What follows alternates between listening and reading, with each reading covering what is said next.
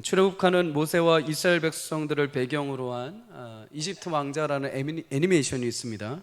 이 애니메이션 내용 장면 중에 이런 장면이 나옵니다.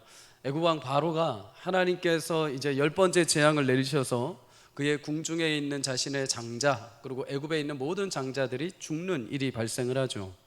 이 일로 인하여서 애굽 바로 왕이 자신의 장자를 끌어안고 그 죽음을 슬퍼하는 장면이 나옵니다. 이때 신하들이 이 왕궁에 들어와서 애굽 바로 왕에게 이렇게 보고를 합니다. 노예로 있었던 이스라엘 백성들이 결국 모두 떠났습니다. 이 보고를 듣자마자 전날까지 하나님 앞에 막 대들었던 애굽 바로 왕이 자신의 장자가 죽자 하염없이 마음이 무너지게 됩니다. 그리고 슬픔 가운데 잠겨 있을 때 이 얘기를 딱 듣자마자 갑자기 마음에 분노가 일기 시작을 합니다. 이스라엘 백성들만 아니었다면, 이스라엘 백성들이 믿는 저 신 하나님만 아니었다면 내 장자가 죽지 않았을 거라는 거죠. 이스라엘 백성들 때문에 저 신이 노예에서 내 장자를 죽였다. 처음에는 내가 슬픈 마음에 저들을 보냈지만 이제 그 슬픈 마음이 분노로 가득 차게 됩니다.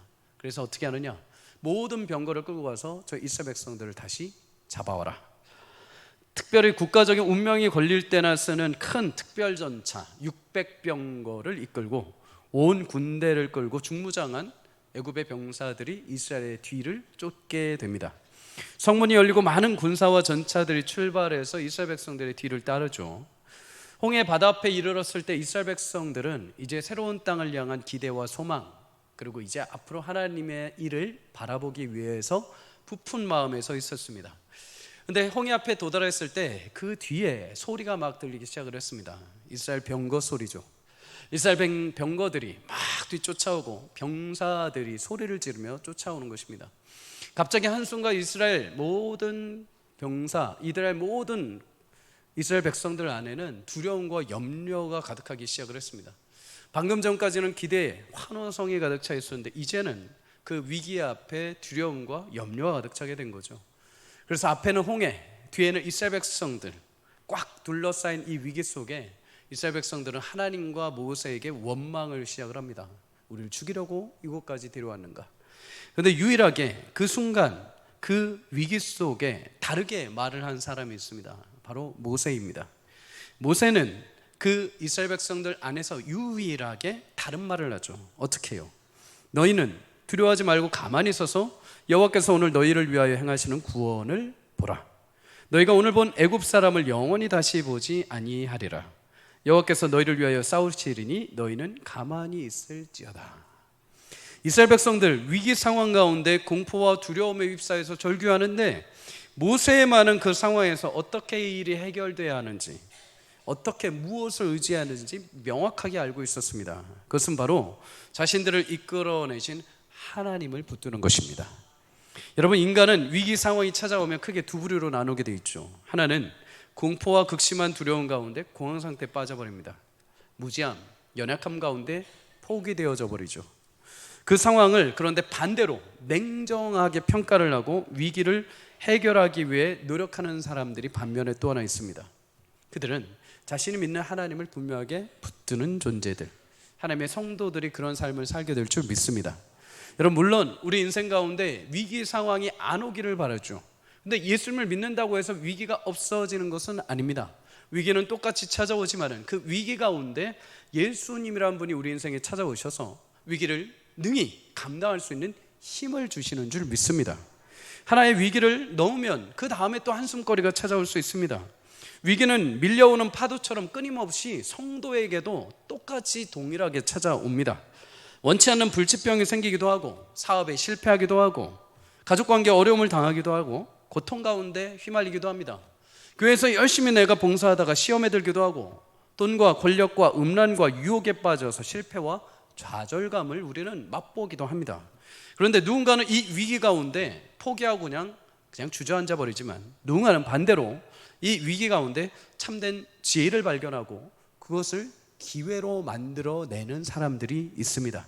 앞서 말씀드린 것처럼 모세는 위기 속에서 하나님의 지혜를 붙들고 그것을 기회로 바꿔버리시죠. 또한 아브라함도 마찬가지입니다.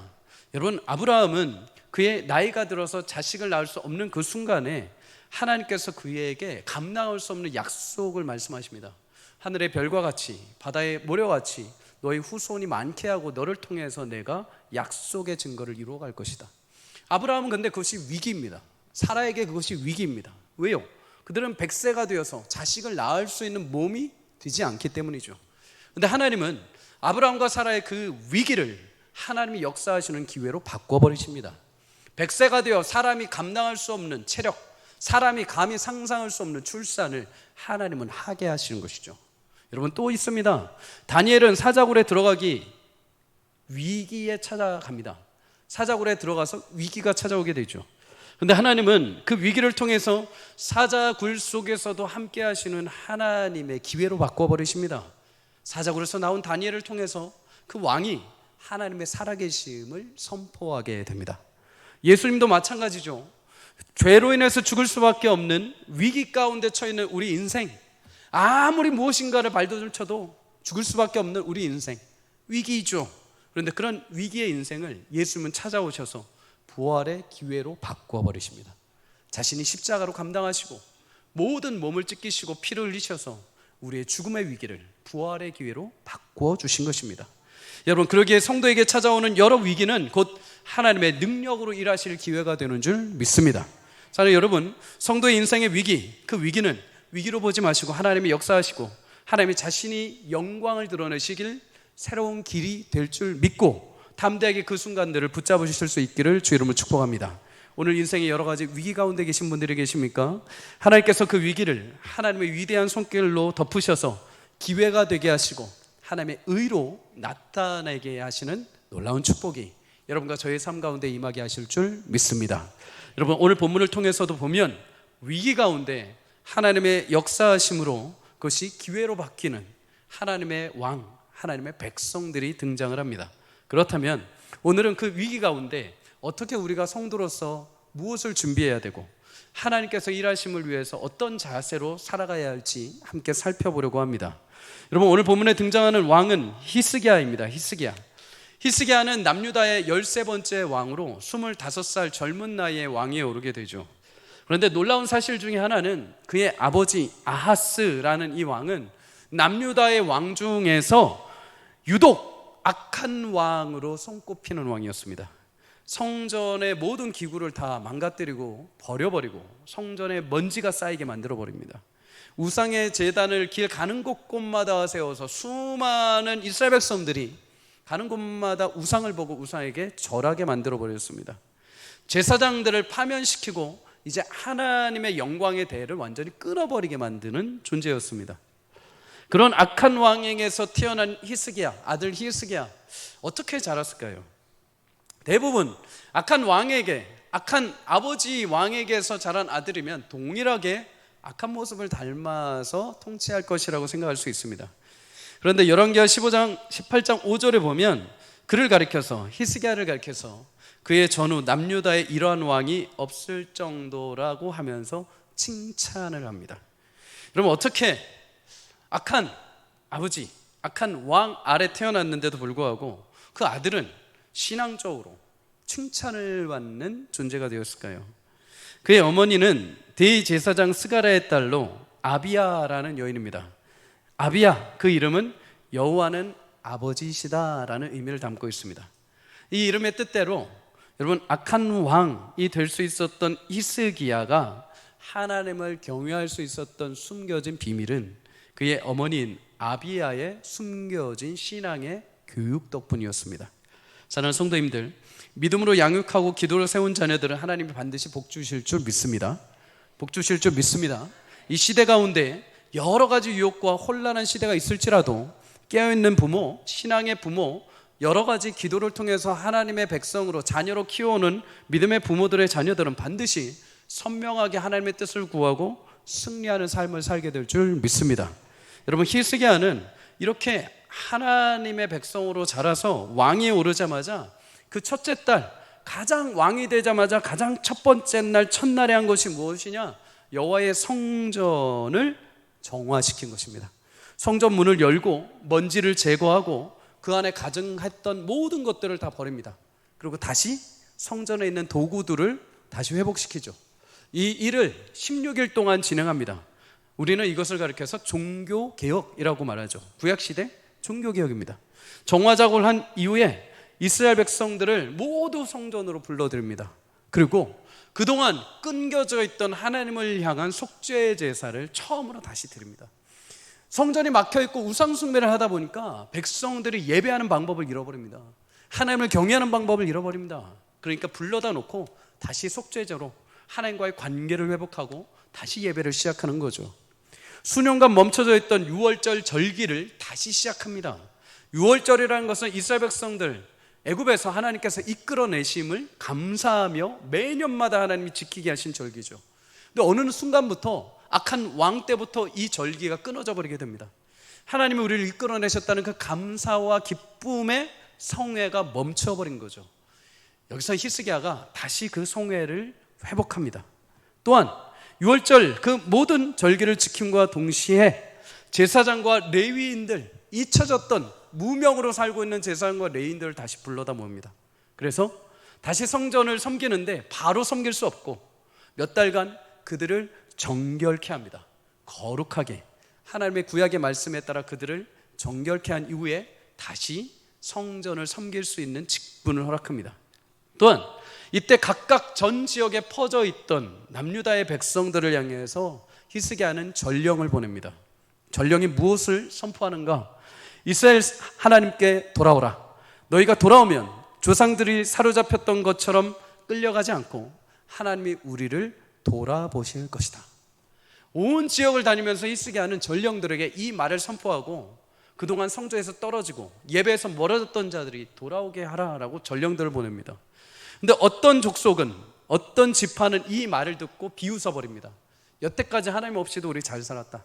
여태까지 우리가 믿었던 목석과 우상신이 우리를 여태까지 잘 인도했는데, 여태까지 내가 하나님 잊어버린 지 오랜데 그 하나님이 무슨 의미가 있냐 하면서 콧방귀 뀌면서 오질 않습니다. 그런데 반대로 어떤 지파는 그 전령의 말을 듣고 스스로 겸비하여 겸손한 마음으로 예루살렘에 찾아와 하나님 앞에 함께 예배를 시작을 합니다. 그런데 이렇게 돌아온 족속들, 이스라엘 백성들, 예루살렘에 모인 백성들이 함께 예배할 때 어떤 은혜가 주어졌느냐? 역대하 30장 25절에서 26절 우리 성도님들 다 함께 읽겠습니다. 시작. 유다 온 회중과 제사장들과 레위 사람들과 이스라엘에서 온 모든 회중과 이스라엘 땅에서 나온 나그네들과 유다에 사는 나그네들이 다 즐거워하였으므로 예루살렘에 큰 기쁨이 있었으니 이스라엘 왕 다윗의 아들 솔로몬 때로부터 이러한 기쁨이 예루살렘에 없었더라. 아멘. 여러분, 하나님께 돌아와서 예배하는 그 순간 예배를 가장 먼저 회복하니까 무슨 일이 발생하느냐? 하나님께서 기쁨을 회복해 주셨습니다. 그것도 다윗, 솔로몬 이후에 끊겨 있던 이 민족을 향한 기쁨이 다시 소생하게 된 것이죠. 사랑하는 성도님들, 내 삶에 예배가 살아날 때 기쁨이 살아나게 될 줄 믿습니다. 예배에서 승리하시기를 주의 이름으로 축복합니다. 예배에서 승리해야 성도의 인생에 기쁨이 넘쳐나게 됩니다. 다른 것들 다 성공해도 예배에서 실패해버리면, 하나님과의 관계에서 실패해버리면 모든 것 다 잃어버리는 것입니다. 아무리 많은 것을 가지고 아무리 많은 것을 내가 성취했다 하더라도 하나님 주시는 영원한 기쁨이 내 안에서 샘솟지 못하면 말라 비틀어지게 되어 있습니다. 여러분, 예배는 승리하신 하나님을 만나는 자리인 줄 믿습니다. 예수님의 혼인잔치와 같은 것입니다. 예배가 회복된다는 것은 하나님의 은혜가 다시 내 안에 흘러넘치는 것이죠. 예배를 통해 하나님을 만날 때 진정한 생수의 은혜가 내 안에서 콸콸콸콸 쏟아 넘치게 되어 있습니다.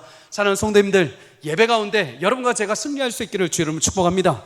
죽어있는 제사가 아니라 살아있는 제사로 내 마음을 드릴 때 하나님께서 영광 받으시고 내 안에 생수의 은혜가 쏟아져 나오게 하실 줄 믿습니다.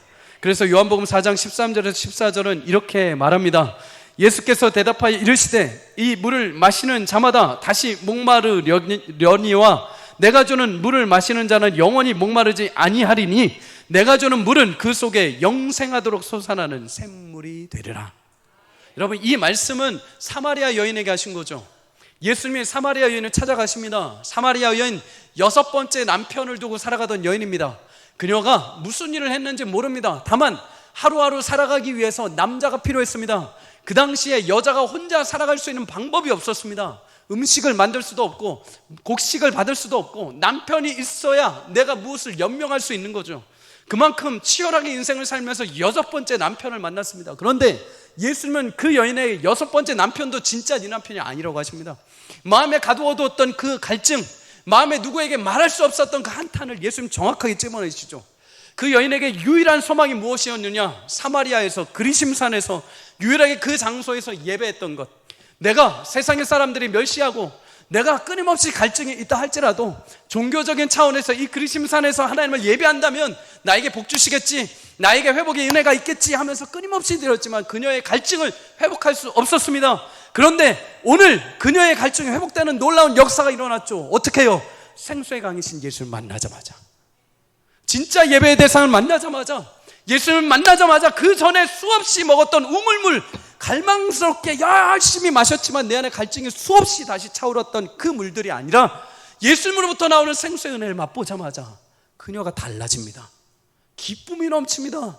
자신을 숨기고 대낮에 물을 쪘던 그 사마리아 여인이 이제 온 동네 방네 돌아다니면서 예수님을 증거하기 시작을 합니다. 사랑하는 성도님들, 예배의 은혜는, 예배의 감격은 그렇게 넘치게 되어 있습니다.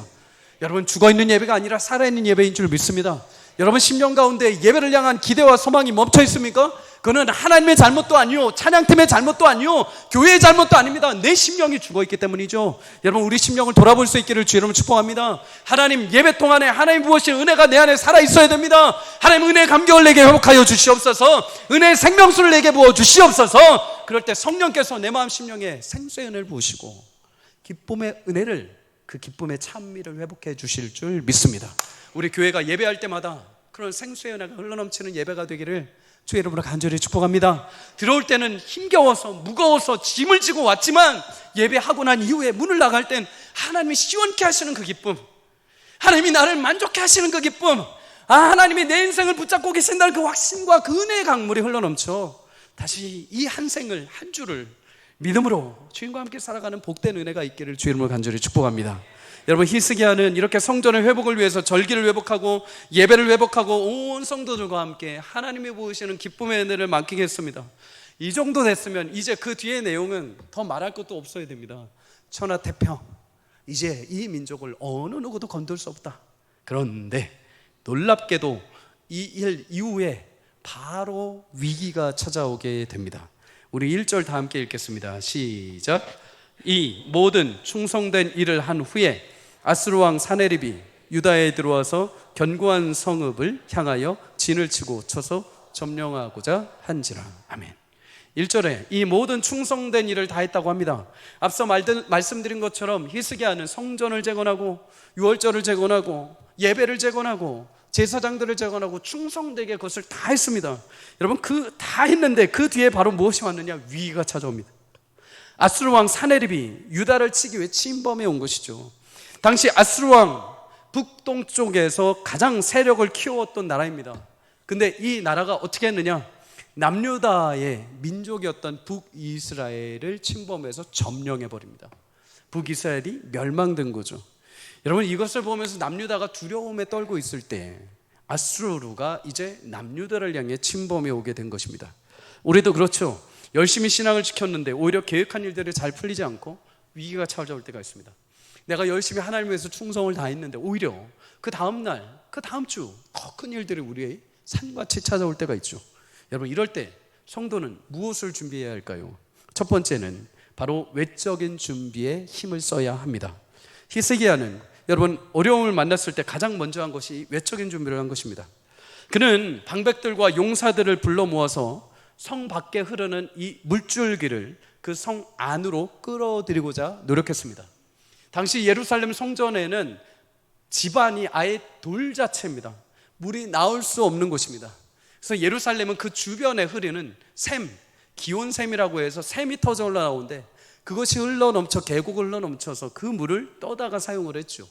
그런데 이제 적군들이 아수르가 쳐들어왔을 때 그 샘에서 그들이 물을 마시면서 우리를 공격하면 우리는 이제 죽게 생긴 것입니다. 고대 사회에서 전쟁에서 중요한 것은 식량도 중요하지만 물이 가장 중요했습니다. 물이 잘 나지 않는 땅이기에 물이 있는 곳을 점령하고 물로 인해서 전쟁을 유지할 수 있었던 거죠. 기온샘에서 터져나오는 그 물을 아수르에게 그대로 내주면 안 되는 이치였습니다. 그래서 히스기야는 백성들과 함께 논의한 이후에 그 샘에서 터져나온 물줄기를 지하를 파고 예루살렘 안으로 흘러 들어오게 만듭니다. 흘러 들어와서 그 끝에 실로암 연못까지 그 물이 이르게 되죠. 근데 여러분, 이 터널이 자그마치 길이가 533m입니다. 여러분은 믿음이 신앙이 출중해서 절대 목사의 말을 안 믿으시는 걸 알기에 그림을 준비했습니다. 한번 보십시오. 화면을 띄워주십시오. 자, 저 왼쪽에 있는 것이 예루살렘 타원형 성전입니다. 근데 그 가운데로 하늘색 물줄기가 이렇게 있는 것이 있습니다. 직선도 아니고 여러 굴곡이 있는 그 지하 터널을 파 내려가는 것이죠. 여러분, 저 기온샘에서부터 저 끝자락 실로암까지 높이를 보면 30cm 차이가 난다고 합니다. 물이 흘러야 되지 않습니까? 기온샘에서 30cm 높이에서 조금씩 기울여져서 저 마지막 실로암까지 30cm의 기울기로 물이 흐르게 만든 거죠. 지금도 가면은 물이 흐릅니다. 저도 갔을 때 성인 허벅지 물줄기까지 시원한 물이 계속해서 흘러서 내려갑니다. 근데 이 땅을 파는데 어떻게 파느냐? 양쪽에서 파오기 시작을 했습니다. 근데 신기하고 놀라운 사실은 직선도 아닌데 서로 이렇게 굴곡을 지면서 파 내려갔는데 마지막 역사책에 보면 서로 이제 1m 벽을 남기고 서로 꽃괭이질 하는 소리가 들릴 정도로 정확하게 맞아 떨어지게 됩니다. 그리고 그들은 그 1m를 남기고 벽을 뚫고 그 터널이 이어지게 된 것이죠.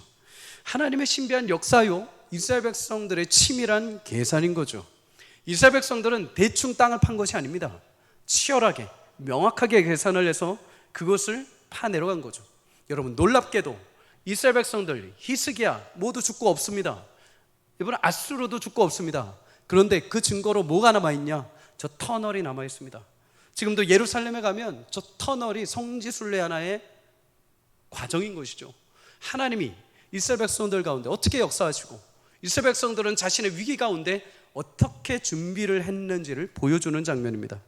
여러분, 이뿐만이 아닙니다. 히스기야는 물 근원을 이제 예루살렘 안으로 돌릴 뿐만 아니라 5절에 보면 무너진 성벽을 보수하고 망대를 세우고 외성을 쌓고 부근에 여러 요충지인 다윗성의 밀로를 경고케 하고 무기와 방패를 만들고 군대 지휘관까지 세웁니다. 이와 같이 히스기야는 그들의 신앙에 있어서 최선을 다해서 외적인 준비를 다 맞추게 됩니다. 신앙생활의 가장 중요한 것 중에 하나는 기도입니다. 기도. 여러분, 기도와 간구가 결코 빠져서는 안 되죠. 그런데 여러분, 오해는 하지 마십시오. 기도와 간구만 해서도 안 됩니다. 하나님께 최선을 다해서 기도하되 성도는 일상에서 내가 할 수 있는 최선의 일을 다해야 하는 것이죠. 믿음의 사람들은 기도만 하는 것이 아니라 기도에 목숨을 걸고 동시에 인생에서 여러 가지 내가 할 수 있는 방비와 최선을 다하는 것입니다. 하나님, 내게 건강을 주십시오 하면서 건강스러운 일은 안 합니다. 하나님, 나를 치료해 주십시오 하면서 병원은 안 갑니다. 하나님, 나 좋은 성적 나오게 해주십시오 하면서 공부는 안 합니다. 하나님, 나 물질 열심히 벌게 해주십시오 하면서 물질에 최선을 다하지 않습니다. 앞뒤가 맞지 않는 거죠. 여러분, 성도는 이곳에만 하나님이 있는 것이 아니라 세상 속에서도 하나님이 역사하십니다. 이곳에 예배하는 자세만이 아니라 현실에서 내가 일하는 현실 속에서도 하나님은 그 자세를 보시고 영광 받으시는 줄 믿습니다. 여러분, 세상 속에서 5분 더 일찍 나가십시오. 5분 더 늦게 퇴근하십시오. 조금 더 손을 돌리십시오. 남들이 보기에 믿지 않는 사람들을 위해서 조금 더 열심을 다하십시오. 여러분, 출애굽기 17장에 보면 이스라엘 백성들 광야에서 아말렉과 전투를 합니다. 모세는 산 꼭대기에 올라서 양쪽에 아론과 훌을 동역자로 세우고 두 손을 들어서 기도를 합니다. 신기하죠? 모세가 들고 기도를 할 때는 이스라엘 백성들이 이깁니다. 그런데 지쳐서 손을 내리게 되면 아말렉이 이깁니다. 그런데 모세는 기도만 한 것이 아닙니다. 산 아래에서 여호수아와 이스라엘 백성들이 치열하게 칼을 들고 전쟁을 했습니다. 기도만 한 것이 아니라 기도할 때 하나님의 역사가 그들의 칼과 창에 임한 줄 믿습니다. 여러분, 우리 또한 마찬가지입니다. 느헤미야도 기도의 사람이었음에도 여러분, 기도만 한 것이 아니라 기도하며 성벽을 쌓았습니다. 성벽을 쌓고 이스라엘 백성들 앞에, 그 성벽 앞에 자기의 집을 지으라고 해서 성벽도 재건함과 동시에 한쪽에는 칼을 들고 한쪽에는 돌로 성벽을 쌓으러 갑니다. 무슨 말입니까? 열심히 하나님의 영적인 일을 재건함과 동시에 대적이 들어오면 네 앞에 있는 성벽은 네가 그것을 최선을 다해서 싸우고 버티라는 것이죠. 여러분, 세상의 크리스천들 살아가는데 이런 태도가 필요한 줄 믿습니다. 열심히 기도하고 하나님의 뜻을 구함과 동시에 우리 몸담고 있는 직장과 교회와 가정에서 실제적으로 행동하며 우리의 외적인 노력을 다해야 합니다.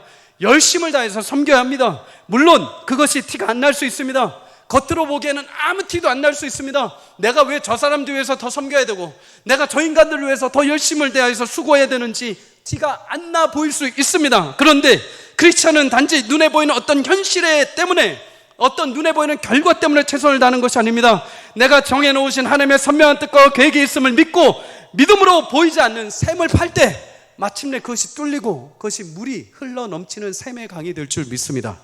여러분, 지금은 소천하셨지만 늦지막한 나이에 예수님을 만나서 그의 지성을 영성으로 끌어올렸던 분이 계십니다. 고 이어령 교수죠. 여러분, 그는 마지막에 암이 걸려서 항암 치료를 받는 치열한 사투를 벌이게 됩니다. 그럼에도 매 순간 그는 죽음의 문턱에서도 자신이 해야 할 수업을 학우들에게, 후학들에게 끝까지 포기하지 않고 본을 보이면서 수업을 합니다. 그리고 마지막 수업에 그는 이렇게 말을 합니다. 모든 사람은 천재로 태어나고 나만이 할 수 있는 일이 반드시 있습니다. 그런데 그 천재성을 세상이 덮어버립니다. 학교가 덮어버리고, 직장이 덮어버리고, 세상이 덮어버립니다. 각각 고유하게 주신 천재성을 덮어버리는 것이죠. 100명 중에 베스트 1이 되려고 합니다. 100명 중에 베스트 1이 되려 하지 말고 only 1이 되어야 합니다. 왜 남은 인생이나 삶을 쫓아가라고 하십니까? 왜 남의 삶을 쫓아가려고 하십니까? 하나밖에 없는 삶인데, 여러분, 사형수가 내일이 없다고 생각하고 하루를 보낼 때 그 하루가 얼마나 농도가 짙겠습니까? 젊음을 제대로 살아보지 못한 사람은 오늘도 내일도 똑같다고 생각하며 물 흐르듯 그냥 시간을 허용해 버립니다. 그러면 안 됩니다. 지금 젊음을 열심히 살아야 늙을 줄 알고, 늙음을 열심히 살아야 죽음을 알고, 죽음의 문턱 앞에 섰을 때 부활의 영광을 맛보게 될 것입니다. 여러분, 이 말이 맞죠? 성도님들, 우리가 세상에서 얼마나 베스트 원이 되고자 합니까? 얼마나 내 자녀들이, 나의 직장에서 내가 얼마나 베스트 원이 되기 위해서 열심히 살아갑니까? 근데 그게 얼마나 힘든 일입니까? 그러면 여러분, 히스기야나 이스라엘 백성들은 그 긴 시간 동안 턴을 뚫지 못합니다. 내가 열심히 하기 위해서는 반드시 지금 아수르가 당장 무너져야 되는데 뭐하러 그렇게 땅을 파고 있습니까? 여러분, 그들은 딱 목적이 하나였습니다. 온리원이 되는 것, 하나님 앞에 하나님의 백성으로서 최선을 다하는 것, 하나님의 백성으로서 그 물줄기가 우리 안에 흘러넘쳐서 어떤 일이 당하든지 간에 그들에게 물을 빼앗기지 않고 그저 우리에게 주신 샘이 우리 마을 안에, 우리 예루살렘 안에 흘러넘치도록 그렇게 하기 위해서 그냥 온리원의 삶을 살아갑니다. 여러분, 그렇게 자신에게 주어진 그냥 묵묵히 어떤 방향인지 모르지만 계산해서 최선을 다해서 뚫어 나갔을 때 그 물이 흘러서 예루살렘을 적시고 마침내 그 끝에 여러분 그 맹인을 하나님께서 치유하셨던 그 귀하신 샘이 되어서 하나님의 역사를 이루게 된 줄 믿습니다. 사랑하는 여러분, 오늘도 하나님 앞에 유일한 크리스천으로 살아가십시오. 성도는 많지만 유일하게 여러분은 단 한 사람입니다. 베스트 원이 아니라 유일한 온리 원으로 하나님이 여러분들 만나주시고, 여러분 단 한 사람을 위해서 예수님을 십자가에서 죽이시고 부활시키셨습니다. 여러분, 그 자존감을 가지고 영광을 가지고 이 땅을 살아갈 수 있기를 주 여러분을 축복합니다. 하나님이 여러분에게 부여하신 것은 천국의 삶만이 아닙니다. 이 땅에서 하나님의 백성으로서 끄집어내서 그 영광스러운 삶을 이 땅에서 맛보게 하시는 거죠. 영광과 영화와 그 아름다움을 이 땅에서 누리게 하신 사건입니다. 그 위기를 하나님은 기회로 바꿔주신 것이죠. 오늘도 내 삶의 현장에서 내게 주신 그 영광이 있음을 믿고, 나를 위해서 예배하신 그 하나님의 영광스러운 사명이 있음을 믿고 내 자리를 우직하게 파 나아가십시오. 멈추지 마시고 그냥 환실 때문에, 상황 때문에 주저하고 곡괭을 내놓는 것이 아니라 끝까지 파가십시오. 어느 순간 하나님 맞닿으시는 그 순간 그 벽이 허물어지고 여러분의 인생에 샘이 터지는 놀라운 은혜를 베풀어 주실 줄 믿습니다. 여러분, 둘째로 우리는 내적인 준비에 힘써야 됩니다. 히스기야는 힘을 다해서 백성들과 함께 땅을 파서 물을 흘려보냅니다. 그리고 군대를 세우고 망대를 보수하고 무기와 방패를 만들고 지휘관들을 세웠죠. 여러분, 이렇게 외적인 부분에 있어서 최선을 다해서 할 수 있는 노력은 끝맺습니다. 그런데 그와 동시에 중요한 것이 하나 있죠. 마음의 무장입니다. 영적인 무장이죠. 아무리 화려한 무기가 있고 아무리 거대한 병사가 있다 하더라도 여러분, 마음 가운데 하나님에 대한 확신과 믿음이 없다면 내가 준비한 모든 것들이 나의 적이 되어 돌아옵니다. 여러분, 내가 아무리 많은 것을 쌓고 많은 능력을 가졌다 하더라도 하나님에 대한 신실한 고백과 확신이 없으면 그것이 나에게 시험거리로 찾아옵니다. 나의 인생에 하나님을 대적하는 도구가 되어버립니다. 여러분, 얼마든지 그것이 하나님을 향한 무기가 아니라 나를 위한 무기가 될 수 있는 것이죠. 그래서 히스기야는 광자의 군사들을 모아놓고 분명하게 우리 마음 내적인 부분에서 명확하게 한 가지를 짚고 넘어갑니다. 오늘 본문 7절에서 8절 우리 다 함께 읽겠습니다. 시작. 너희 마음을 강하게 하며 담대히 하고 아수르 왕과 그를 따르는 온 무리로 말미암아 두려워하지 말며 놀라지 말라. 우리와 함께 하시는 이가 그와 함께하는 자보다 크니 그와 함께하는 자는 육신의 팔이요 우리와 함께하시는 이는 우리 하나님 여호와시라. 반드시 우리를 도우시고 우리를 대신하여 싸우시리라 하며 백성들이 유다 왕 히스기야의 말로 말미암아 안심하니라. 아멘. 여러분, 히스기야가 굳이 왜 이런 말을 했을까요? 이스라엘 백성들, 군사들 비록 최선을 다해 준비했지만 여러분, 그 마음 가운데 앞에 있는 이 아수르 병사를 보면서 수많은 대적들을 보면서 두려운 마음이 생기죠. 정말 가능할까? 이 물 판다고 무슨 의미가 있을까? 이거 준비한다고 무슨 의미가 있을까? 우리가 지금 망대를 세우고 군사를 세우고 병거를 만든다 하더라도 이것이 다 헛수고가 되지 않을까? 정말 버틸 수 있을까? 이렇게 요동치는 그 마음을 붙잡아 줄 수 있었던 것 딱 하나, 하나님이 함께 하신다는 선명한 믿음의 선포인 줄 믿습니다. 사랑하는 성도님들, 여러분의 입술에서 나오는 선포는 여러분만 살리는 것이 아니라 여러분 주변을 살리게 되는 생수와 같은 은혜가 될 줄 믿습니다. 하나님 위기 가운데 우리를 살리시는 유일한 방법이 있다면 말씀을 주시는 것입니다.